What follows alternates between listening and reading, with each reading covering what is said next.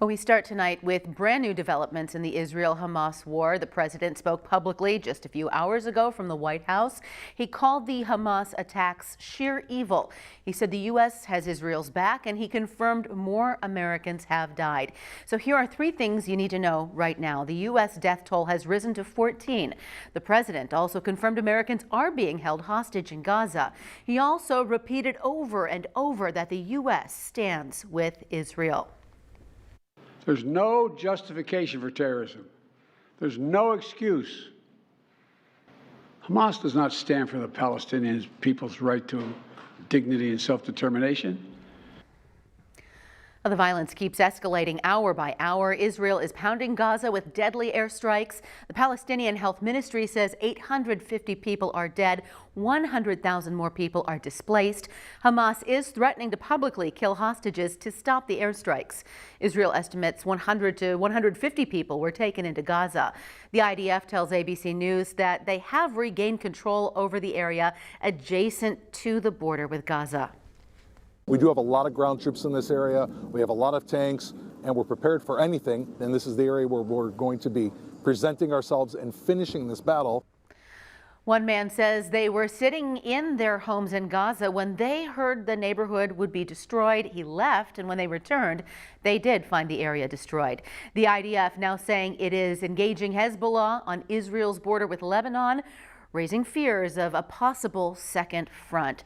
The U.S. has sent its newest and most advanced aircraft carrier, which includes a strike force of fighter jets, toward Israel. President Biden is threatening other terrorist groups and enemies of the U.S.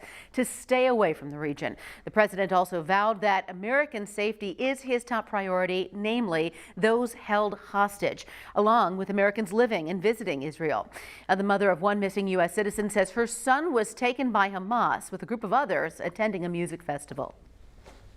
They were fish in a barrel, sitting in this bomb shelter. Terrorists came to the door. They were throwing grenades in, shooting machine guns. The defense secretary said Sunday that the U.S. is sending a carrier strike group consisting of several warships to the region. Another U.S. official said the number of F-15s and F-35s in the Middle East will be increased. And now we have an update to a story we brought you yesterday about the group of Iowans stuck right there in Tel Aviv. Local 5's Megan McPherson has been staying in touch with that group over the last 24 hours. Now, Megan, what can you tell us about when they'll hopefully be able to come home? Yeah, Stephanie, it's been nearly 1 week since the group first arrived to Israel, and since their arrival, they've had to shelter in place for most of the day. With Tel Aviv just 39 miles away from Gaza, those I spoke to today hope that someone can step in and help the group of Iowans return home as soon as possible. At this point, there is no path available for them to get out of the country, and that's pretty terrifying. 18 Iowans are still stuck in Tel Aviv, and their struggle to get out of Israel is intensifying. The group had booked flights out of Israel for later this week, but those flights and others are canceled, leaving them with little options. They can't leave Tel Aviv. They looked into it. They looked to trying to drive over to Jordan. It is not safe. There's a good chance they could be kidnapped or killed on the way there. Kate Goodwin is the daughter-in-law of Glenn Goodwin, the Iowa pastor we spoke to yesterday, who's part of the stranded group. Kate and other family members are now turning to local and national leaders for help. If the government could pull some strings, get them onto one of those flights, if they could send in the military to get them out, we just need them to do something. The Goodwins aren't the only ones in Iowa keeping a close eye on developments in the Middle East. I'm getting information from Iowans who are there now that they're okay. Nobody wants war. Israel did not call for this war. Palestinian refugee Muhammad Ali, who now lives in West Des Moines, also hopes for peace. Nobody likes war. We don't like violence.